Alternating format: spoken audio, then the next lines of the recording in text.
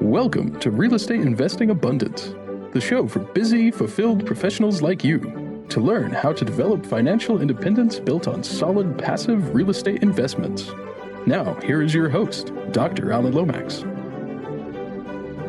Hello, enlightened investors. Welcome back to the show. I'm your host, Dr. Alan Lomax, and a delight to be with you today as we are going to take a look here at marketing insider information that attracts more passive investors than you will ever need. With us is Jason Wright, who is a speaker, author, entrepreneur, consultant, and digital marketing architect with a passion for helping real estate investors and entrepreneurs with our sales funnels. Jason prides himself on his ability to connect with people and speak to them in a language they understand. Jason is able to design successful marketing, automation machines, all while keeping a positive attitude and a sense of humor along the way. So, Jason, share a memorable experience from your formative years that may have helped you to be who you are today. Interesting. So many options out there. First of all, thanks for having me on the show. Glad to be here. So here's an interesting one. So the first time I quit corporate America to start my own business, I knew that I was ready to do something different, do something for myself. And I told my wife, I said, hey, we've got 6 months of savings in the bank. I'm going to recover my income in 3 months or less. To this day, no idea where I came up with that timeline. But the hard truth is it didn't happen. We ran out of money in 2 months. I made no money at all, and we got ourselves in a horrific financial situation. Oh. And I remember thinking, hey, this is really weird. I had friends and neighbors and even family almost rooting for my failure, which I thought was really odd. And I was like, what's going on here? So it lit a fire in me. And I said to myself, I'm going to keep trying to build a business online until I either die or I do it successfully. There's another overnight success story that took a little over 7 years, but it just made me ferocious, man. It made me ferocious. It helped me redefine what I thought my limits were physically, mentally, financially. And it's just, now the way I approach things in life is if I set my mind to it, it's happening, or I'm going to die trying, right? And I'm not talking about bungee jumping. I'm talking about I may not wake up tomorrow and I can't do anything about that. But if I do, I'm going to be further tomorrow than I was today. So there's a little story that gives you a little piece of what makes me wired the way I am today. Yeah. Optimism is a great thing, isn't it? Until it isn't. Yeah. It can get us into trouble there. Oh, yeah. And yes, I liked how you phrased that, a 7-year overnight success. I was listening to an interview once, and they were interviewing an author who had just published a New York bestseller book. And the interviewer said, well, you're kind of an overnight success. And she replied, yes, but it was a very long night. So, Isn't that the truth? yes, overnight successes just don't happen very often.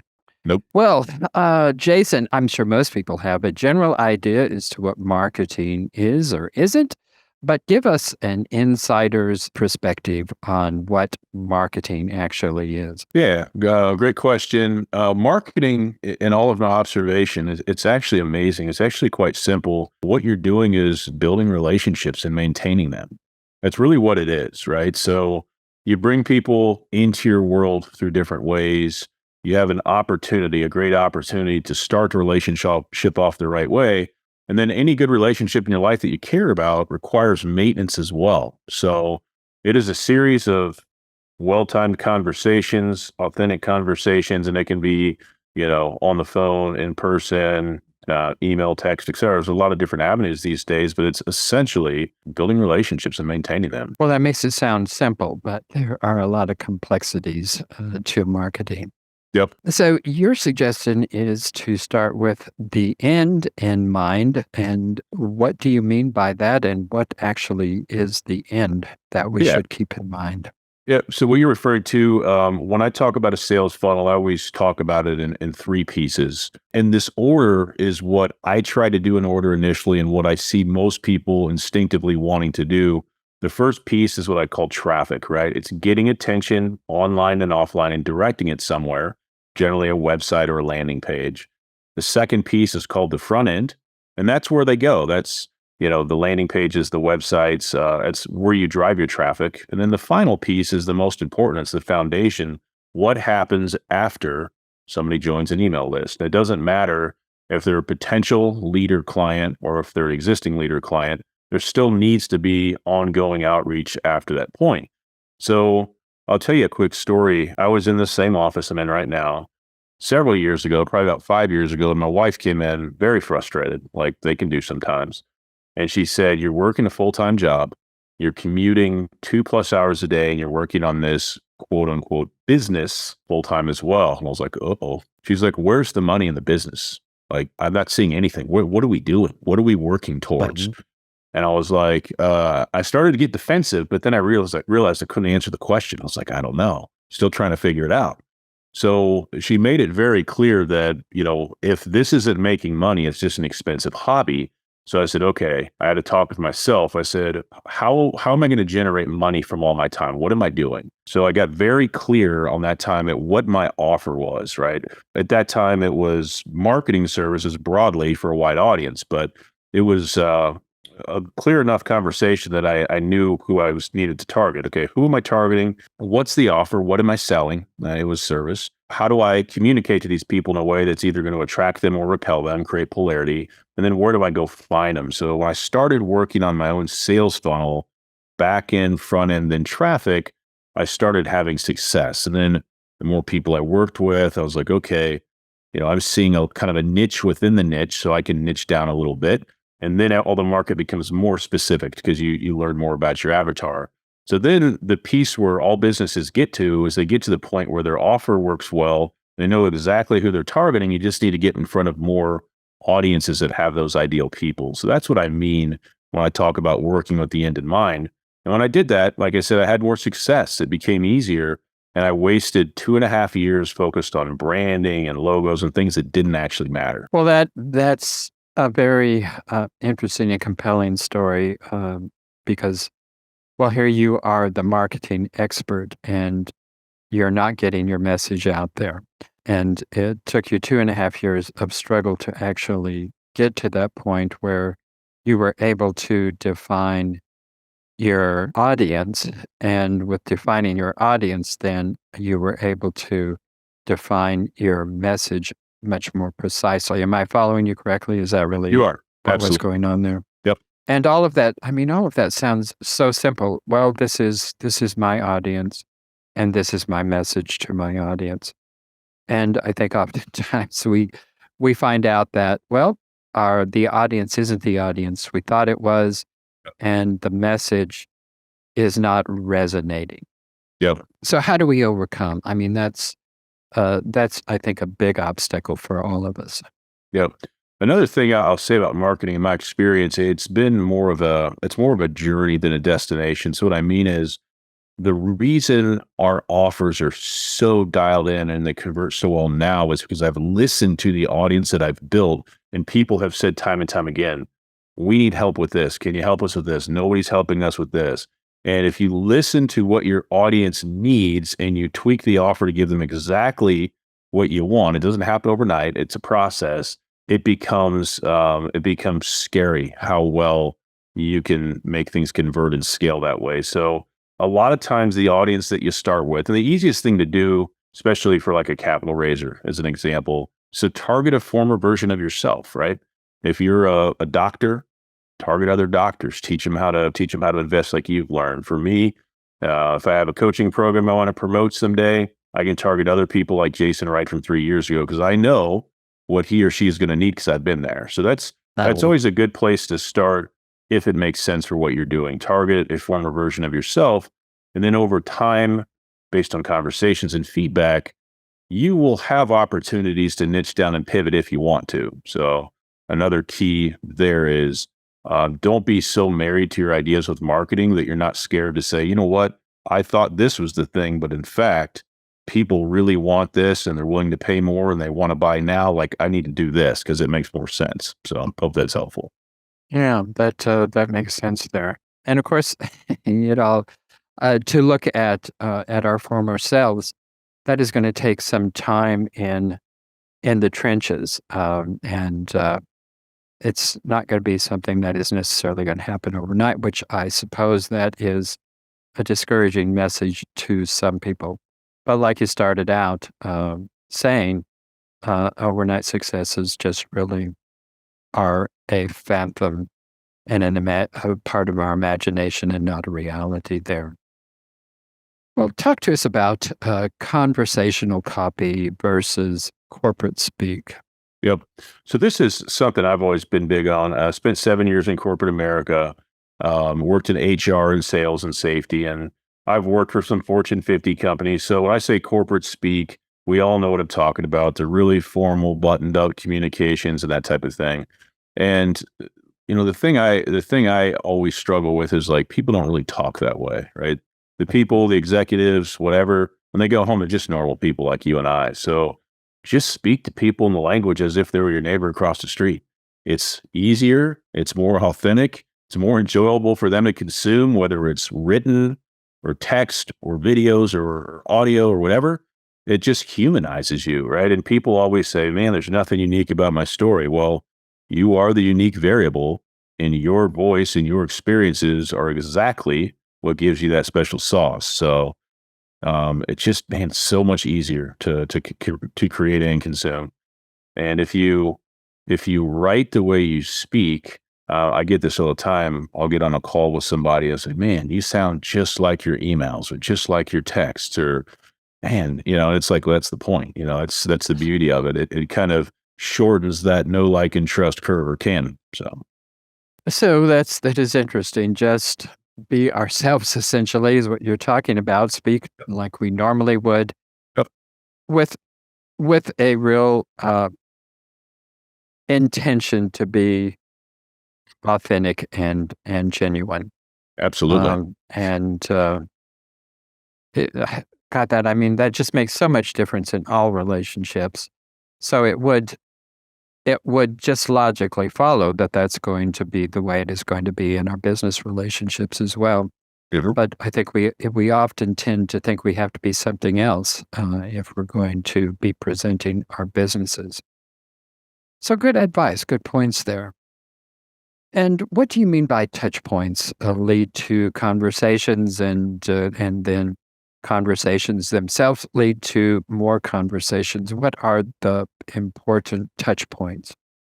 Yeah, so touch point is any contact you have, and I'm really talking about it could be online or offline. So, for example, if you and I meet at a conference and say hi and have that face to face, there's touch point number one, right? First interaction. Let's say you decide to book a call that day. You sign up and book a call with Calendly. You'll get an email confirmation from them. There's touch point two. You'll get a text up from me that's automated. There's touch point three. So a lot of times I'm having 3 or 4 interactions with people through digital marketing automation before we even get on a Zoom call.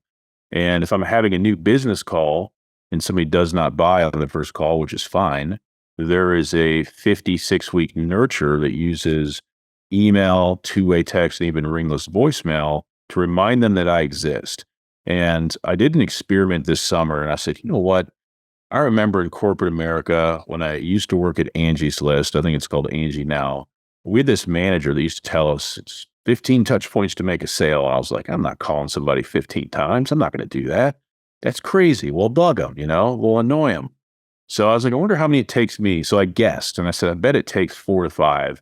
So I started watching it for the summer, the early part of the fall, and I found that it actually takes about 15 touch points to make a sale. By that point, if money is not an issue, people either say, yeah, I think what he sells can help me, or no, it won't. So it's really interesting. And I started going, you know what? What's the worst that can happen if there's more touch points? They're either going to buy or not buy. They're either going to stay subscribed or unsubscribe. But even though somebody unsubscribes, doesn't mean they don't like you. This is another thing. So I remember being so offended when certain people I talked to would unsubscribe from my newsletter, but then I'd see them in person and everything was fine. So sometimes people are just trying to trim down what hits the inbox because it's overwhelming for us all. So that's what I mean by touch points. And the more touch points you get, it will lead to either new conversations or allow you to pick up the old conversation, and conversations are what lead to conversions, whatever that means. A new investor, a new sale, a new coaching student, whatever the case may be. So 15 touch points, like you were thinking when you were with Angie's list, that is overkill, that's just annoying people. And from a customer perspective, that does seem to me like very annoying. And yet you're saying that actually that does pan out to be true, that it does take 15 touch points to make that sale. So talk to us about that aspect of annoyance versus essentially maintaining that relationship. So it's interesting. So if you were the potential customer and I was me, if I was the only person emailing you or texting you on the planet, it would be annoying. The truth is I'm struggling to just stay on your radar because all of us get so many emails, notifications, people ringing the door, etc. There's so many things fighting for our attention a day. People may have good intentions and simply forget about you.